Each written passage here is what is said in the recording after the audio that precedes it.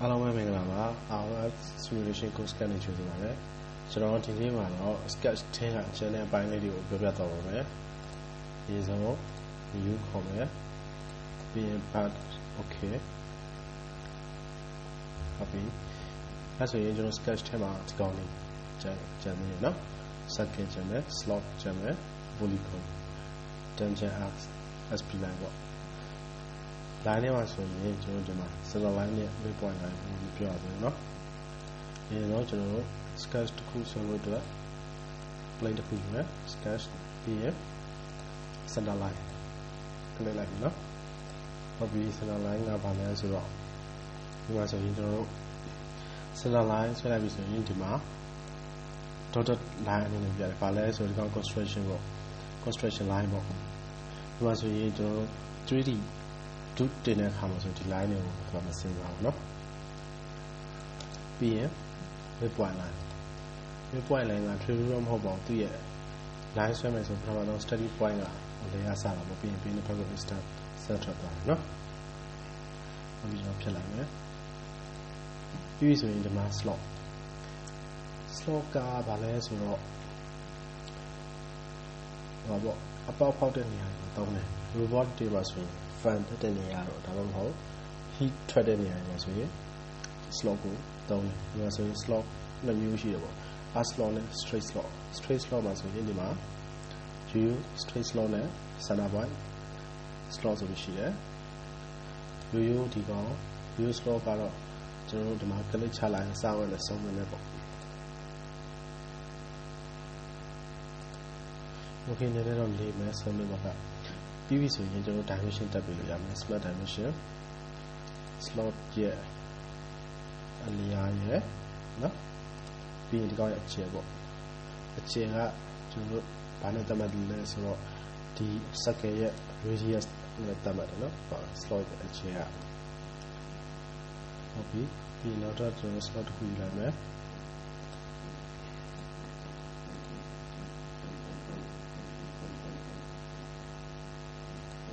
Okay. ဒီမှာဆိုရင်ကျွန်တော် slot ဆွဲပြီးသွားပြီဆိုရင် dimension ပေါ်မလာတော့ဒီရှေ့ကဒီတပုံမှာက dimension ပေါ်တယ်အဲ့ဒါဘယ်လိုလုပ်ပြရမလဲဆိုတော့ကျွန်တော်ဒီမှာ add dimension ဆိုတာရှိတယ်အဲ့ကောင်ကိုကလစ်ပြလိုက်မယ်ပြီးရင် okay ပြီးရင်နောက်တစ်ခုဆွဲကြည့်မယ်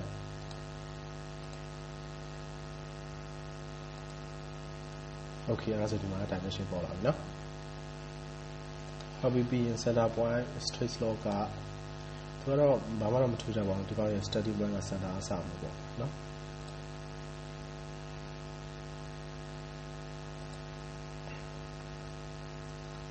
da ba ba bi ye art slow shi art slow ka ba le so so ho heat ထွက်တဲ့ about တွေတကယ်လို့စဝိုင်းပုံဆိုရင်ဒီကောင်တွေကတော်တော်အကောင်းဝင်နော်နောက်ဆုံး step 1ရှိပဲpoint 3 point မှတ်ပြရမှာပေါ့ဒီ slot အတွက်เนาะ okay ပြီးရင်ဒီကောင်ရဲ့ dimension ကြာကျွန်တော်ဒီကောင်ဒီ center line ရဲ့ radius အနေနဲ့သတ်မှတ်တယ်เนาะ okay ပြီးရင်သူ degree ရှိเนาะ degree ကဘာလဲဆိုတော့ကျွန်တော်ဒီမှာမြင်တာပုံတစ်ပုံဆွဲပြမယ်เนาะကျွန်တော်ဒီမှာ line တစ် line ဆွဲလိုက်မယ်ပြီးရင် escapeပြီးနောက်ထပ် line ခေါ်မယ်ပြီး line တစ် line ဆွဲလိုက်နော်ဒီကြားထဲက degree ပါပဲသူရဲ့ degree ရလေနော် okay 120ထားလိုက်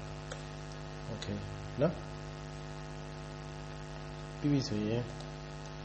center point as slot ဒီကောင်ပါလဲဆိုတော့ဟောပေါ့ center ကစတာပေါ့ဒီကောင်ရဲ့ starting point ပါလေနော်ဒီမှာ center ကစတယ်ပြီးရင်ဒီ point ကလစ်မယ်နောက်ထပ်ဒီ point ကလစ်မယ်အဲ့ဒါဆိုကျွန်တော် slot တစ်ခုဖန်တီးလို့ရပြီပေါ့နော်ဒီမှာလည်းသူ့ရဲ့ degree ပါမယ် radius ပါမယ်ပြီးရင် circle ရဲ့ radius ပါမယ်နော်ဒီ circle ရဲ့ radius ပါမယ်ပြီးရင်နောက်တစ်ခုက circle ကတော့ဒီရှင်းပါတယ်ကောင်က center ကစမယ်ပြီးရင်ဒီမှာ circle now let's make dimension တက်လို့ရတယ်နော် okay ပြီးရင်ဒီကောင်က perimeter circle ဒီကောင်ကဘာလဲဆို point 3 point လိုအပ်တယ်ပေါ့နော်ဒီ point 2 point ဒီကောင်ငါ set တာကမစတော့ဒီကောင်ကျွန်တော်တို့ line 3 line ရှိမယ်ဆိုရင်အဲဒီ3 line ကိုထိချင်တယ်ဆိုရင်ဒီကောင်နဲ့ဆွဲလို့လည်းရတယ်လို့ပြီးရင် line 3 line နဲ့ဒီရိုးရိုး center ဒီ circle ကိုကျွန်တော် add relation သုံးပြီးတော့ tangent လုပ်လိုက်လို့ရတယ်เนาะအဲ့ဒါကျွန်တော်လုပ်ပြမယ်ဟုတ်ပြီအဲ့ဆိုကျွန်တော် line 3 line ဆွဲလိုက်မယ်အရင်ဆုံးတစ်ခု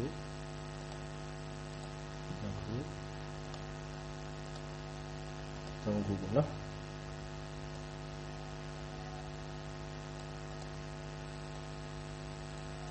အဲ့ဆိုရင်ကျွန်တော်တို့ဒီမှာ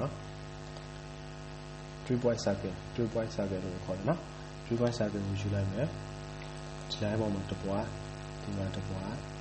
ဒီကောင်တစ်ပွားအဲ့ဒါဒီလိုဆိုရင်လည်းရတယ်ဒီမှာဆိုရင် add relation အနေနဲ့ဒီမှာအစိမ်းအောင် sample လေးပြထားတယ်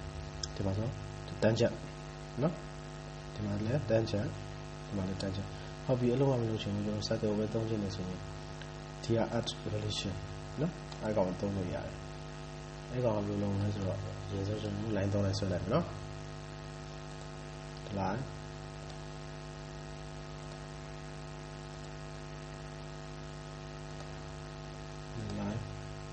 တော့လည်း okay ဟုတ်ပြီအဲ့ဒါကိုမှပတ်ပြလိုက်နော်အဲ့ဒါကိုကျွန်တော် user circle ကိုသုံးတယ်ဟုတ်ပြီ user circle ဒီလိုက်ဆွဲလိုက်တယ်နော် user circle တခုဆွဲလိုက်တယ်ပြီးရင် add relation နဲ့ဒီ line ရဲ့ဒီ line ရဲ့ဒီ line ရဲ့ဒီ circle ရဲ့ okay နော်အဲ့ဆိုရင်သူဒီမှာမပြအောင်နော်